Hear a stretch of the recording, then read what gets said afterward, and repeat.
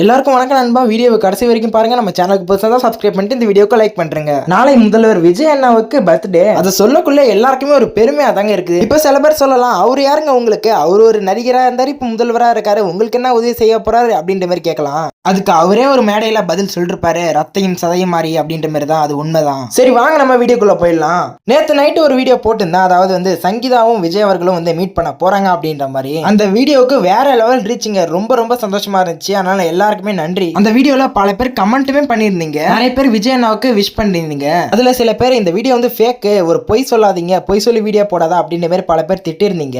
அதை பார்க்கக்குள்ள லைட்டா கஷ்டமா தான் இருந்துச்சு. அது ஒரு நார்மலான விஷயம் தான். ஒரு பாசிட்டிவ் இன்ஸ்டாக நெகட்டிவிட்டி இருக்கும் தான். அந்த வீடியோ ஃபுல்லா பாத்தீங்களான்னு தெரியல. அது ஒரு ரூமர்ஸா ஸ்ப்ரெட் ஆயிட்டு இருக்குது. உண்மையா இருந்தா சந்தோஷம் அப்படின்ற மாதிரி தான் அந்த வீடியோ போஸ்ட் பண்ணிருப்பேன். சரி அதுக்கே அப்படி ஒரு தம்ப்நெயில் வச்சிருந்தீங்க அப்படின்ற மாதிரி நிறைய பேர் கேட்கலாம். அப்படி வச்சதுனாலதான் அத்தனை பேர் பார்த்திருக்கீங்க. அதுல 5 லட்சம் இம்ப்ரெஷன்ல 1 லட்சம் வியூஸ் தாங்க போயிருக்குது. நாளைக்கு விஜய் அண்ணா பர்த்டேக்கு சங்கீதா மற்றும் அவரோட பிள்ளைகள் வருவாங்களான்னு கேட்டீங்கன்னா அது டவுட் தாங்க.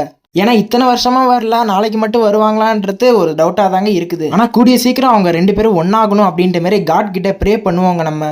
ஆனா அவங்களா வருவாங்களோ இல்லையோ, ஆனா இவங்க வரக்கூடாதுன்னு நம்ம தாங்க வேண்டிக்கணும். அது ஒரு ஃப்ரெண்ட்ஷிப்பா கூட இருக்கலாம் அப்படின்ற மாதிரி நீங்க சொல்லலாம். நார்மலா த்ரிஷா அவர்கள் விஜய் அவர்களுக்கு வாழ்த்துக்கள் சொன்னா கூட நியூஸ்ல த்ரிஷாவோட விஜய் பிறந்தநாள் கொண்டாடினாருன்னு போட்டுருவாங்க. அதுக்கப்புறம் ஆப்போசிட் கேங்ல குடும்பத்தை காப்பாத்தாதான் இவங்க கூட சுத்திட்டு இருக்காரு அப்படின்ற மாதிரி நெகட்டிவிட்டி ஸ்ப்ரெட் பண்ணுவாங்க. அதுக்காக மட்டும் தாங்க இவங்க மீட் பண்ணக்கூடாது அப்படின்ற மாதிரி நான் சொல்றேன். கண்டிப்பா எல்லாரும் தம்ப்நெயில பார்த்துட்டு தான் வந்திருப்பீங்க. என்னடா நீ ஒரு காசு சொல்லிட்டு இருக்க, தம்ப்நெயில என்ன போட்டிருந்தா அப்படின்ற மாதிரி கேட்பீங்க. கண்டிப்பா அவரோட பெற்றோர்கிட்ட நாளைக்கு ஆசீர்வாதம்ன்றது வாங்குவாரு.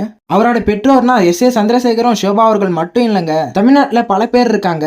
இதை நான் சொல்லலைங்க, அவரோட அப்பாவான எஸ். சந்திரசேகரே ஒரு இன்டர்வியூல என் பிள்ளைய நான் தத்து கொடுத்தேன் அப்படின்ற மாதிரி சொல்லிருப்பாரு. இந்த வீடியோட தம்ப்நெயில் அப்படி இருந்ததுக்கு காரணம் இந்த வீடியோவை நீங்க பார்க்கணும் அப்படின்றதுக்காக மட்டும்தாங்க.